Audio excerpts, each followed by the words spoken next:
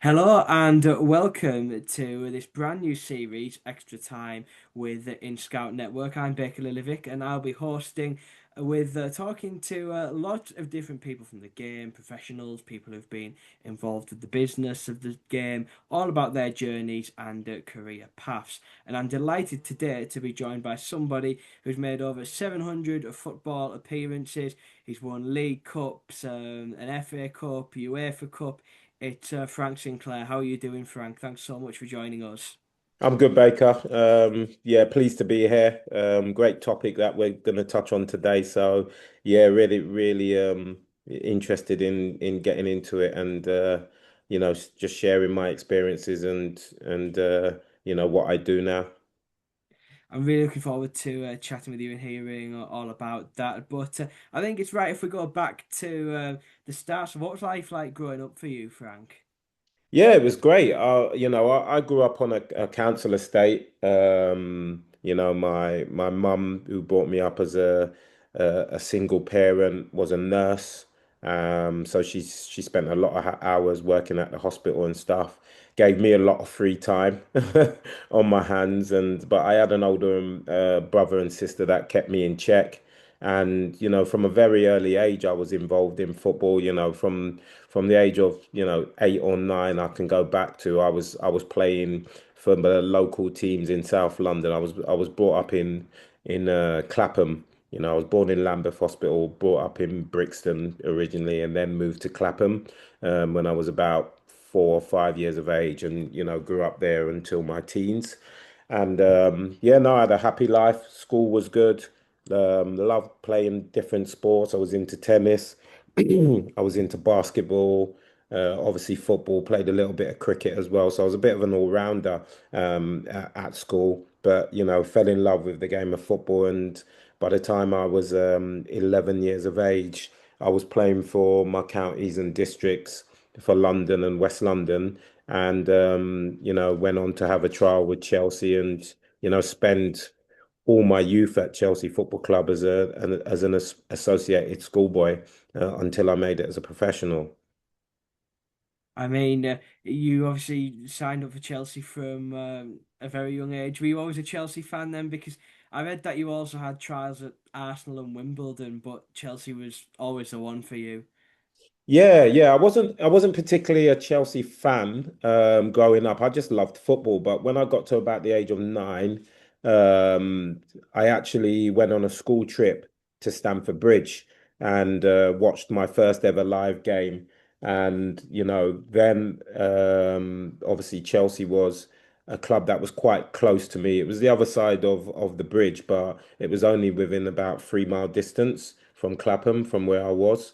And that was one of the local teams. Obviously, there was the teams in South London, your Wimbledons, your Crystal Palaces, and teams like that. I'm sorry about that. The dogs are giving me a bit of grief there. And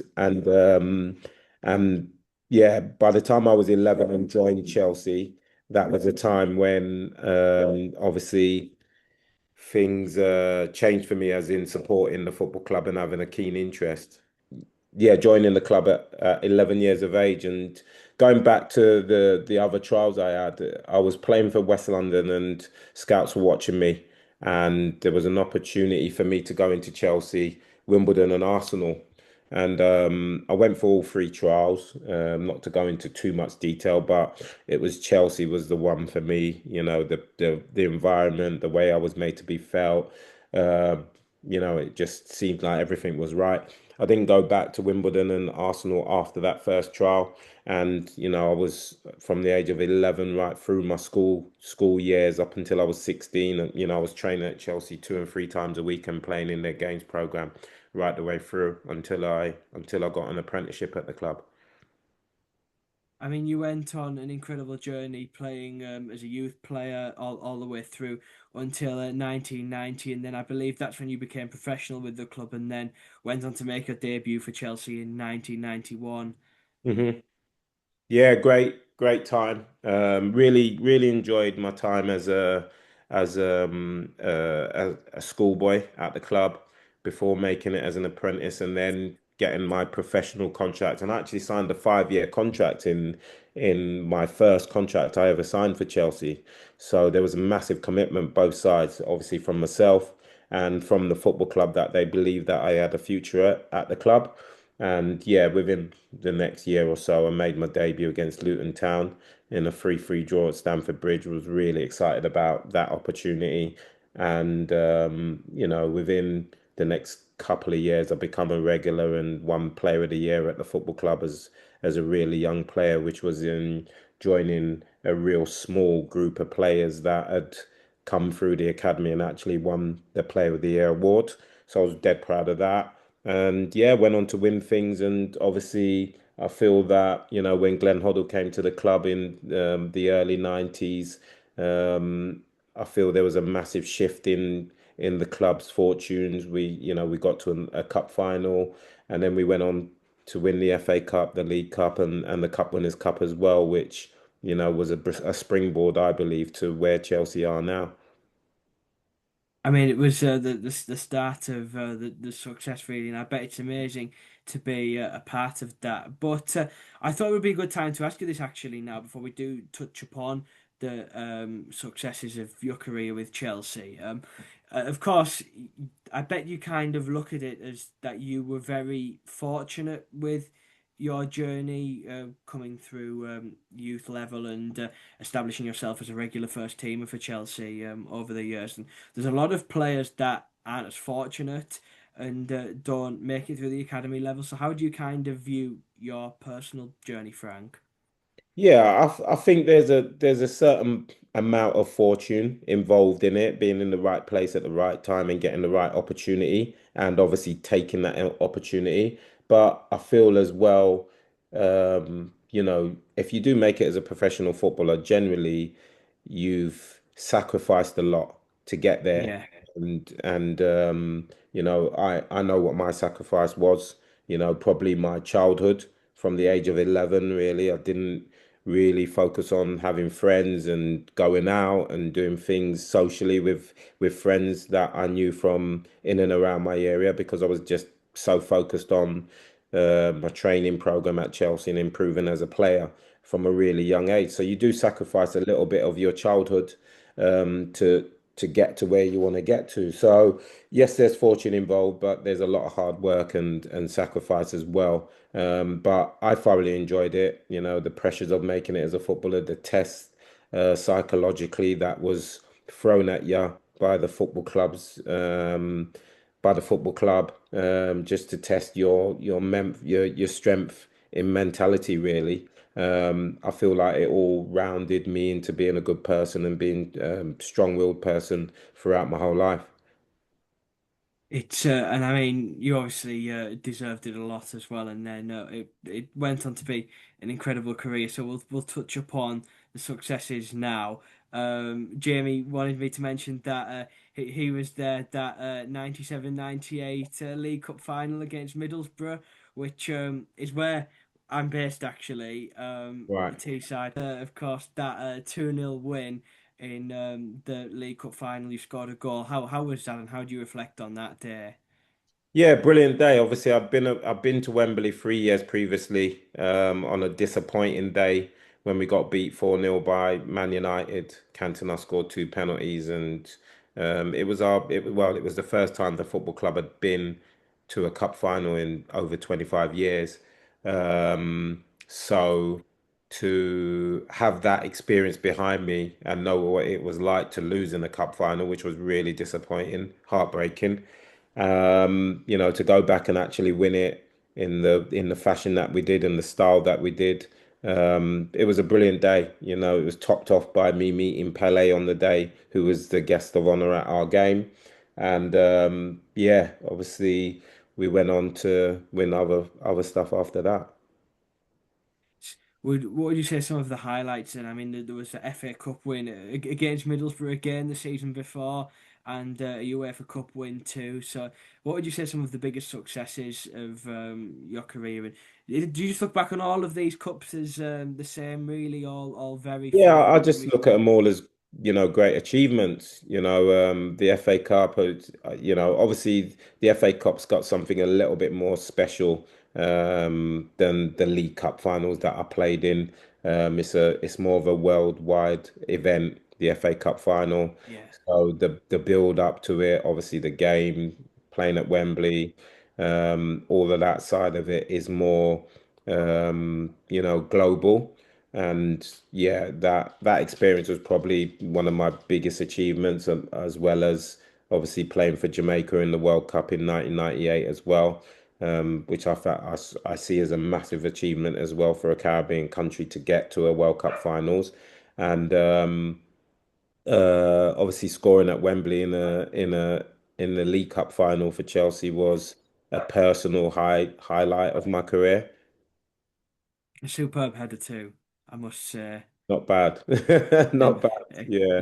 Jamie said he loved watching that one going, but yeah, I guess scoring sweet, but then the FA Cup.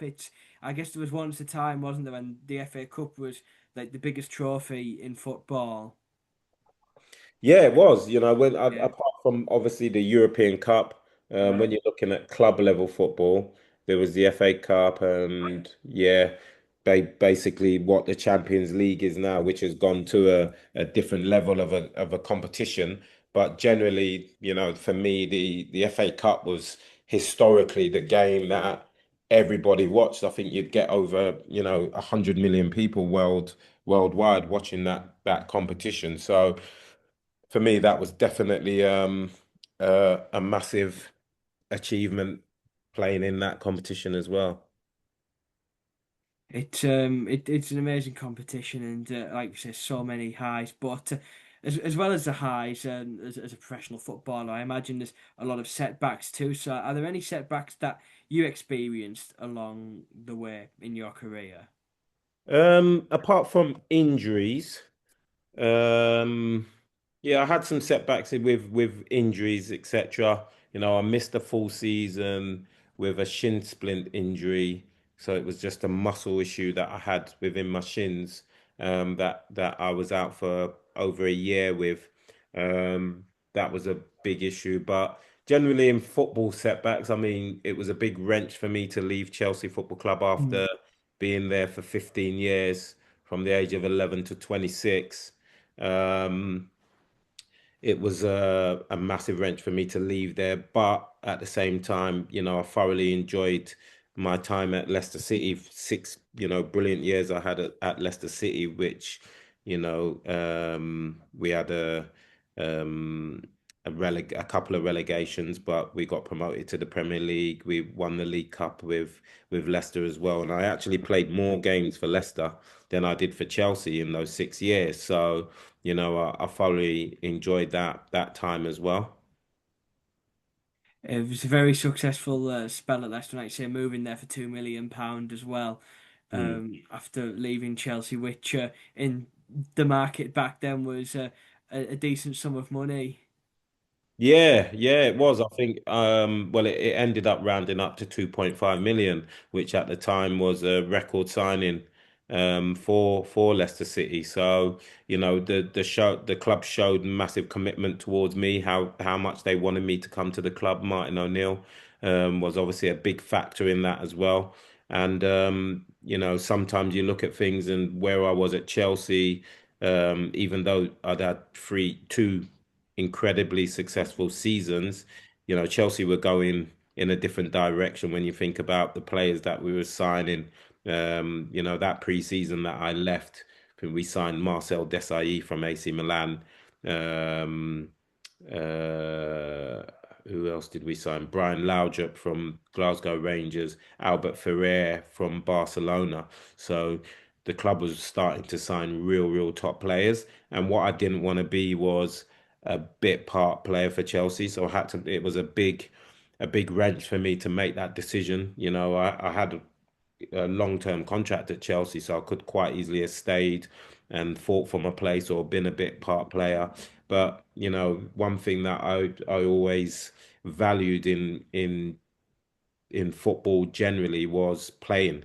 I wasn't in Yeah. it, necessarily for the money or whatever it might be. It was my enjoyment of playing the game. And I didn't think I would enjoy it continuing at Chelsea if I wasn't playing. So I took the decision to go to Leicester City.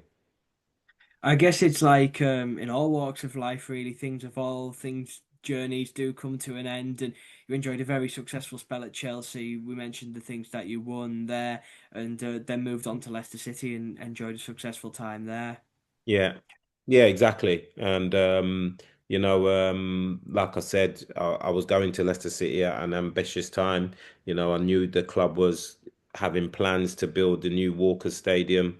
At the time as well, we were going to be in that stadium within 2 or 3 years, which was really exciting as well.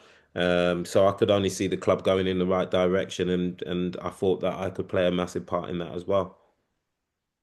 When you look at your time, Chelsea, Leicester, and even other clubs too, who would you say are some of the best people that you've played with? I mean, there's certainly a few to name from Chelsea, the likes of Gianfranco Zola, Roberto Di Matteo, Ruud Gullit, Gianluca Vialli. So many good names in there.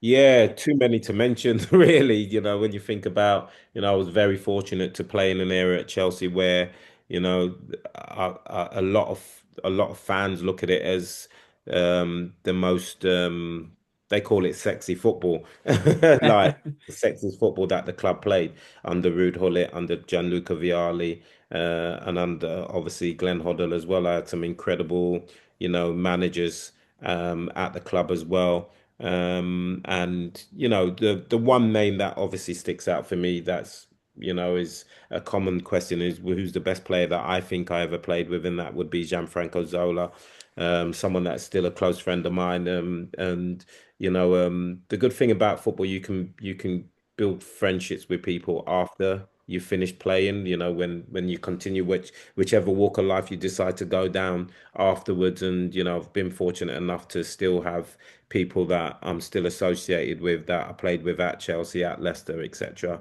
And even Burnley as well.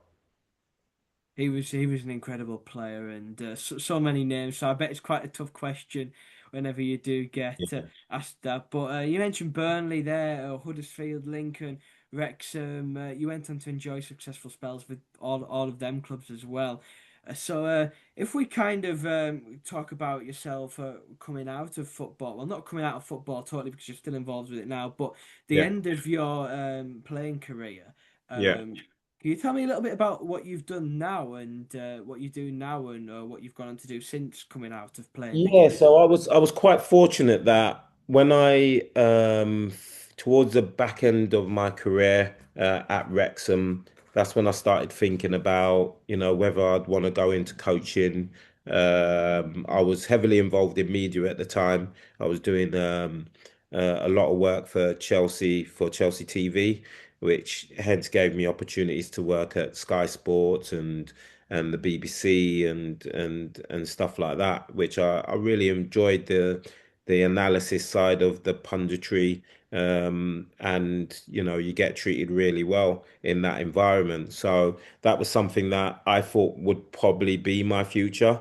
I found it quite natural to be in front of the TV and talking about the game. And I was in around some terrific people to learn the trade a bit better, the likes of Jason Cundy, Pat Nevin, Gigi Salmon, Clive Walker, and people like that who I was working with at Chelsea Football Club. It was a great learning environment for me for the media. And yeah, it just happened that there was opportunities in coaching as well at the same time. So I kind of done a bit of both, because the coaching wasn't full time. I was a manager of a non-league club quite early on at Step Two, Colwyn Bay, which I was there for two and a bit years as a manager, which was a brilliant experience for myself. And then I decided to go into academy football, as well as a couple of different, managerial appointments as well. So I really enjoyed both sides of it and was fortunate enough to get opportunities at both sides of the coaching and the media side. And for me, the competitiveness of being a coach or a manager was something that was as close as you can get to being actually on the pitch itself, which gave me that little bit of preference to what I wanted to do. And throughout my time, I've spent time in various different roles at various clubs. I was a coach at Oldham Athletic, was one of the first professional clubs that I joined as in academy work. Then I went on to work at Port Vale, Doncaster Rovers for 3 years, various different roles there within the academy as assistant manager of the club as well when we were in League One. And recently joined back at Burnley Football Club in the academy and working with the group of players that you'd put under the category of youth development phase. So it's anything between under 14s to 16s really, which is it's really challenging. You're trying to help these players not just off the pit on the pitch, but off the pitch as well. Trying to show them, what it takes to become a professional footballer, as well as trying to improve them technically, tactically, and psychologically as well.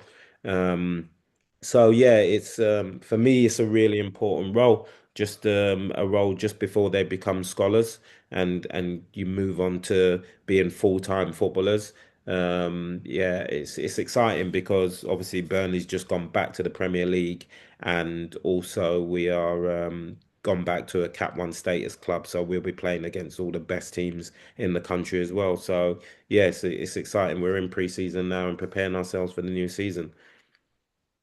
What's it like working at academy level? Because we touched upon earlier, you were a player that came through at Chelsea, made a name for yourself there, became a regular first team player for many years. So what's it like you taking your experience from youth level into working and teaching people at youth level? Yeah, it's for me it's quite natural because there's nothing better to learn from than people that have done things that you're trying to achieve. So for me, I just use all my experiences with tough situations, really good situations, and we just try and guide the players through that.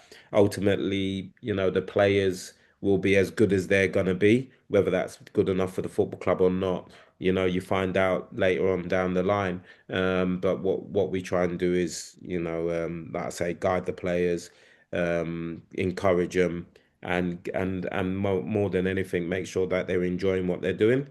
I think psychologically, it's a big part of it. If you enjoy what you're doing more often than not, then you're going to give 100% to that as well. So yeah, but yeah, I enjoy it. Different characters. Obviously, the world's changed. Young kids have changed. There's all these um, all these stuffs that can sidetrack you with social media, etc.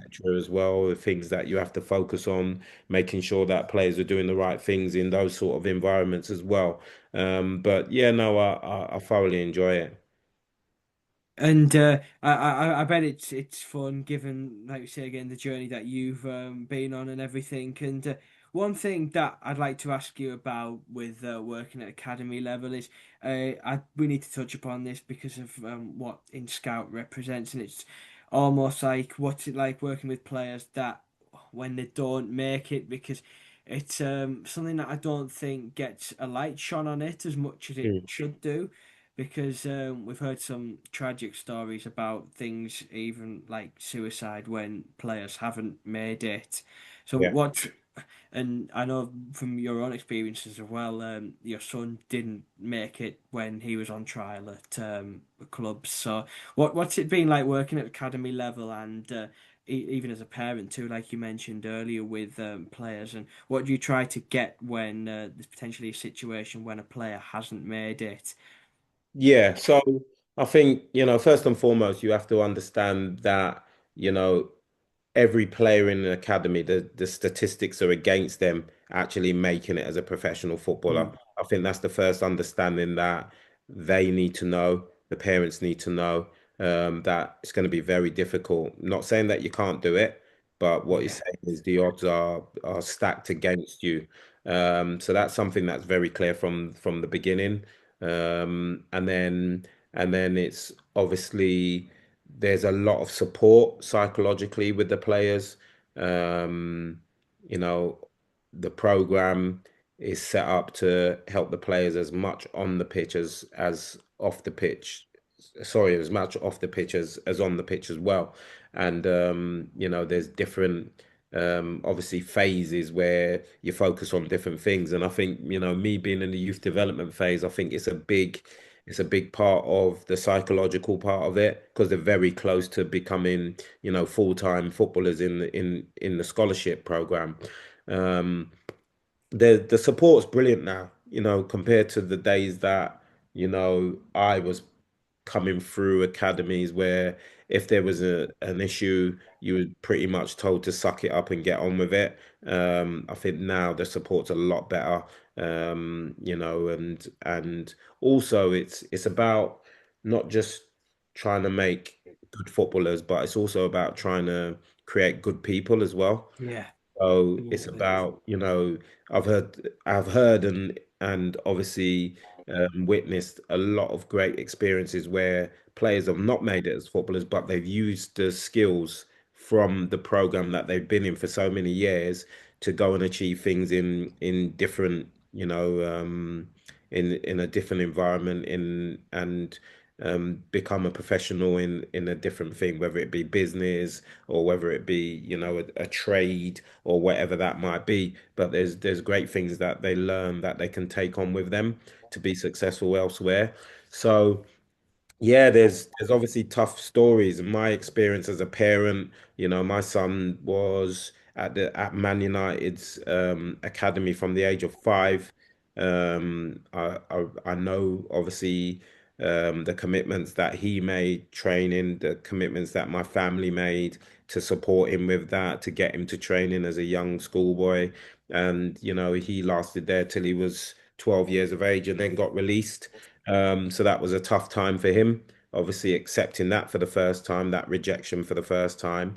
And then he went on to be in the academy at Oldham Athletic and Blackburn Rovers, and again get released before he was the age of 16. So, as a parent, you're there to pick up the pieces and support him and encourage him as well. That, it's quite easy to walk away from this sort of situation with the disappointment of accepting it. But I was quite fortunate that my son was naturally quite strong-minded and had a lot of resilience within himself to continue. And he ended up going to Yeah, Mansfield Town and doing a 2-year scholarship at Mansfield Town and making it as a professional there and being at the club for almost 5 years.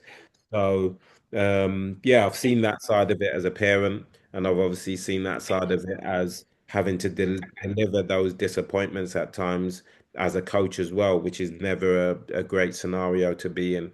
Um, I would say that, when you do have to deliver the good news about players, it does help. It doesn't actually make up for the situations because there's obviously more deliveries of bad news because of the statistics than good news. But it does make up for it quite some bit, when you're giving those bits of information that a player has gone on to the next level. But yeah, no, I've obviously I won't go into names as such, but my son had played with a player at Mansfield Town who was a scholar with him for 2 years and didn't get a scholarship, and we became close friends of the family. Went on holiday, met on holiday and stuff like that. And there was no real signs that there was any depression or anything like that. Um, because you never know what's happening behind a closed door, whether it be a bedroom door, whether it be a house door, whatever it might be.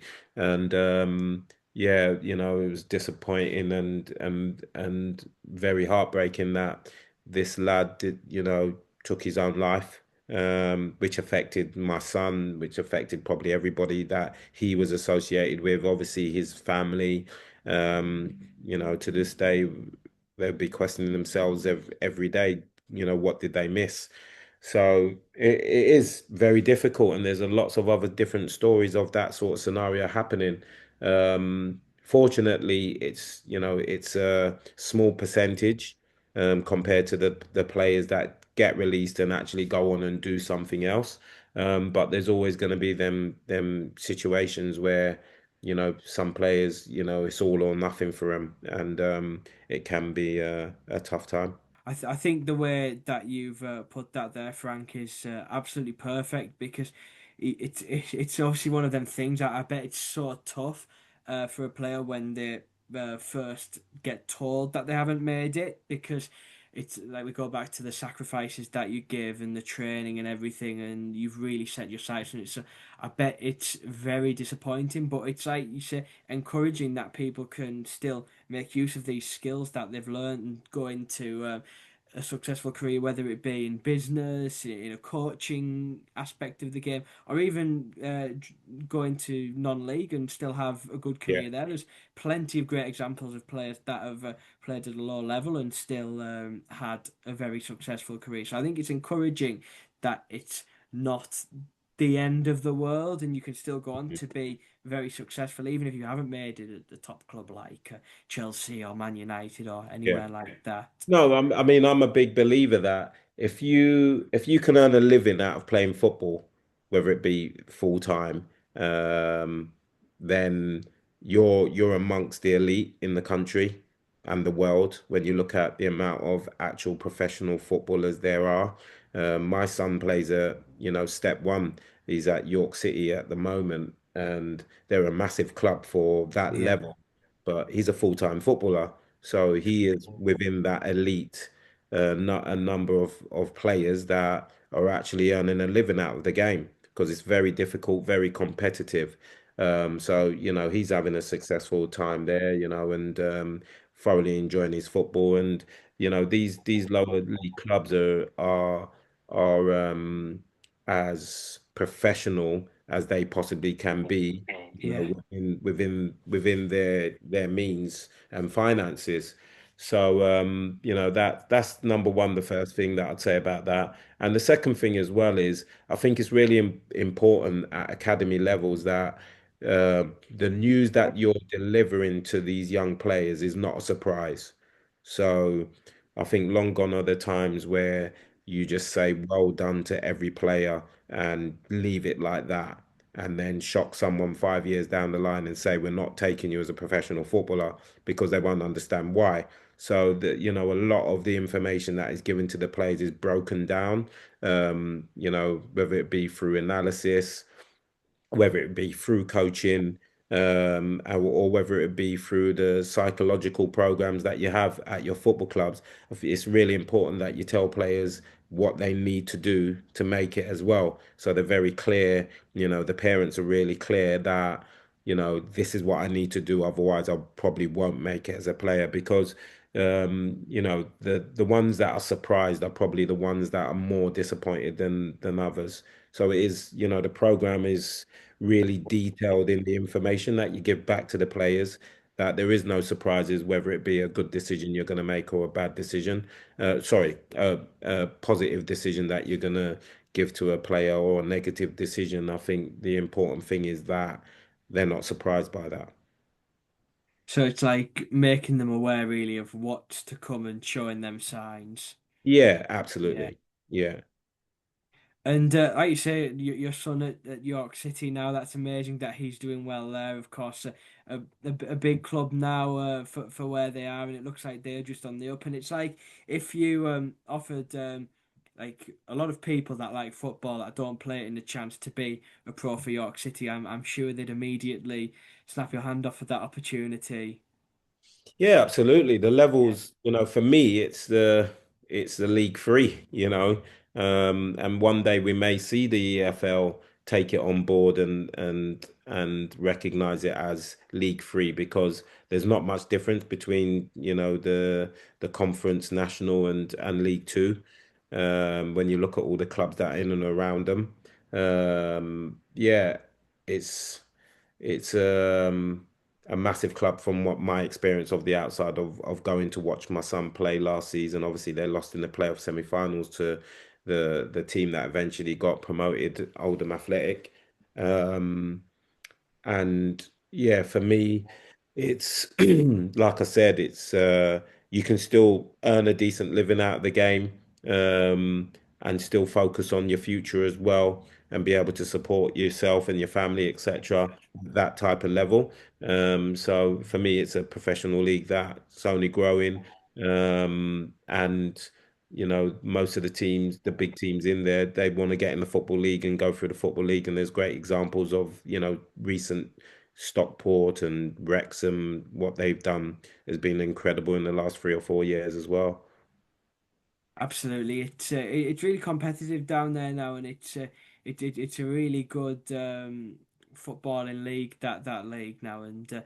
hopefully wishing the very best of luck to your son for York this season. Hope they can do it. Hope they can get that promotion that they've been waiting a long time for. But Frank, it's been an absolute pleasure to chat with you. I can't thank you enough for the time, and Yeah. this is going to be the way we sign off in every episode, and it's the question of if you could give a piece of advice to your teenage self, knowing what you know now, what would it be?